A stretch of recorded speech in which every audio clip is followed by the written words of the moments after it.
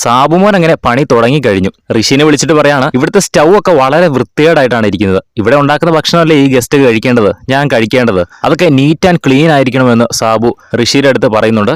അതുപോലെ തന്നെ അർജുൻ ആൻഡ് ടീമിന്റെ അടുത്ത് പറയുന്നുണ്ട്, എന്റെ റൂമൊക്കെ നല്ല നീറ്റ് ആൻഡ് ക്ലീൻ ആയിരിക്കണം, എല്ലാം വെൽ ഓർഗനൈസ്ഡ് ആയിരിക്കണം എന്റെ റൂം. ഇവിടെ ഇരിക്കുന്ന എല്ലാ സാധനങ്ങളും മാറ്റണം, എല്ലാം വൃത്തിക്ക് ക്ലീൻ ചെയ്യണമെന്ന് പറഞ്ഞ് ആ ഒരു ടീമിനോട് പറയുന്നു. അർജുൻ, ജിൻഡോ ആ ഒരു ടീമിനോടാണ് പറയുന്നത്. സംഭവം എന്താണെന്ന് വെച്ചാൽ കുറച്ച് സമയം മുൻപേ സാബുവിനെ കൺഫെഷൻ റൂമിലേക്ക് വിളിച്ചിരുന്നു. അപ്പോൾ സാബുവിനോട് പറഞ്ഞു പുതിയ പദ്ധതികൾ ആവിഷ്കരിക്കണം, അവരുടെ ഗെയിമിന് മാറ്റം വരുത്തണം എന്നൊക്കെ പറഞ്ഞ് അവിടെ ഗെയിം മൊത്തത്തിലൊന്ന് ചേഞ്ച് ചെയ്യാൻ സാബുവിനോട് പറഞ്ഞു.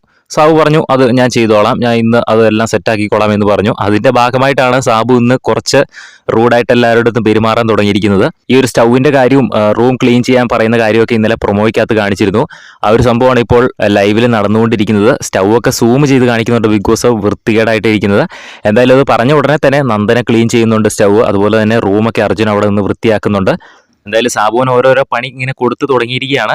ഇതിന്റെ ബാക്കിയായിട്ടാണ് ഇന്ന് അപ്സരയും ഋഷിയും ഒക്കെ ഇന്ന് വഴക്കുണ്ടാക്കുന്നത്. എന്തായാലും സാബുവൻ പുതിയ പദ്ധതികൾ ആവിഷ്കരിക്കുമെന്നാണ് ബിഗ് ബോസിന് വാക്ക് കൊടുത്തിരിക്കുന്നത്. അത് എന്തൊക്കെയാണ് എന്ന് നമുക്ക് കണ്ടു തന്നെ അറിയാം. കൂടുതൽ ലൈവ് അപ്ഡേറ്റ്സിനായിട്ട് ചാനൽ സബ്സ്ക്രൈബ് ചെയ്യുക.